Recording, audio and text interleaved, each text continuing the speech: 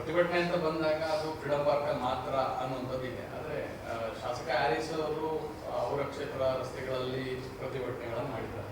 So ಯಾಕೆ ಒಬ್ಬರಿಗೊಂದು ಮತ್ತೊಬ್ಬರಿಗೊಂದು ಅನ್ನೋದು ಈ ಬಗ್ಗೆ ದೂರು ಕೂಡ ದಾಖಲಿಸ್ತಿದ್ದಾರೆ. ಖೊಮೇನಿ ಒಬ್ಬ ಸರ್ವಾಧಿಕಾರಿ, ಅದೆಲ್ಲ ಮಾಧ್ಯಮದಲ್ಲೂ ಬಂದಿದೆ. ಇಲ್ಲಿ ಪ್ರೊಟೆಸ್ಟ್ ಮಾಡಿದವರು ಒಂದು ರೀತಿ ಕಾನೂನನ್ನು ಉಲ್ಲಂಘನೆ ಮಾಡಿ ಅವರು ಒಂಥರ ಸರ್ವಾಧಿಕಾರಿಯ ಧೋರಣೆಯನ್ನೇ ಮಾಡಿದ್ದಾರೆ ಅಷ್ಟೆ. ಏನು ವ್ಯತ್ಯಾಸ ಇಲ್ಲ. ಅವ ಏನು ಹೇಳ್ಕೊಂಡಿದ್ದಾನೋ ಅದೇ ರೀತಿ ಇವರು ಮಾಡಿದ್ದಾರೆ ಅಷ್ಟೆ. ಇದರಲ್ಲಿ ಏನು ವ್ಯತ್ಯಾಸ ಏನು ನನಗೇನು ಅನ್ಸಲ್ಲ. ಮಾಡಬಾರ್ದಾಗಿತ್ತು.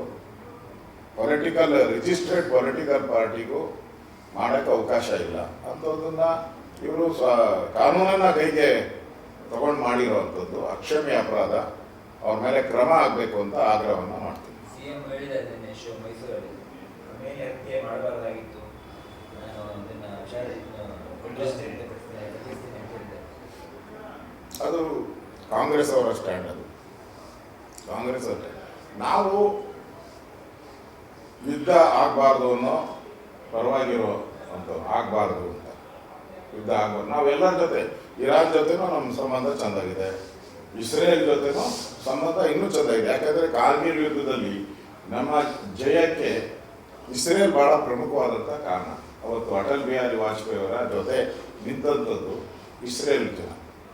ಇಸ್ರೇಲಿನ ನಮ್ಮ ಟೆಕ್ನಾಲಜಿ ಅವತ್ತು ನಮ್ಮ ಜೊತೆ ನಿಂತಿದ್ದರಿಂದ ನಾವು ಕಾರ್ಗಿಲಲ್ಲಿ ಬೇಗ ಜಯವನ್ನು ಸಾಧಿಸುವಂಥದ್ದಕ್ಕೆ ಅದು ಒಂದು ಕಾರಣ.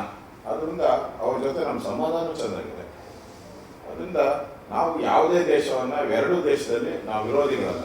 ಇಸ್ರೇಲ್ಗೂ ವಿರೋಧಿಗಳಲ್ಲ, ಇರಾನ್ಗೂ ವಿರೋಧಿಗಳಲ್ಲ. ಯಾಕಂದರೆ ಅಲ್ಲಿಂದ ನಾವು ಕ್ರೂಡ್ ಆಯಿಲ್ನ ತರಿಸ್ಕೊತಾ ಇದ್ವಿ. ಮುಂಬೈ ಇದರಲ್ಲಿ ವ್ಯವಹಾರ ಶುರು ಮಾಡಿದ್ದೆ ಖಮೇನಿ ಭಾರತದ ಜೊತೆಯಲ್ಲಿ ಡಾಲರ್ ಬಿಟ್ಟು ಭಾರತದ ರೂಪಾಯಿಗೆ ವ್ಯವಹಾರ ಮಾಡಿದ್ದು. ಅದರಿಂದನೇ ನಮ್ಮ ಸಂಬಂಧ ಚೆನ್ನಾಗಿದೆ.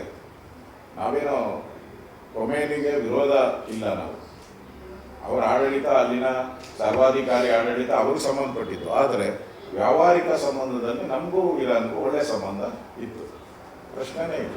ನಾವೇನು ಯುದ್ಧಕ್ಕೆ ಬೆಂಬಲವನ್ನು ನಮ್ಮ ಕೇಂದ್ರ ಸರ್ಕಾರ ಮಾಡಿಲ್ಲ, ಯುದ್ಧಕ್ಕೆ ಬೆಂಬಲ ಮಾಡಲ್ಲ, ಮಾಡೂ ಇಲ್ಲ.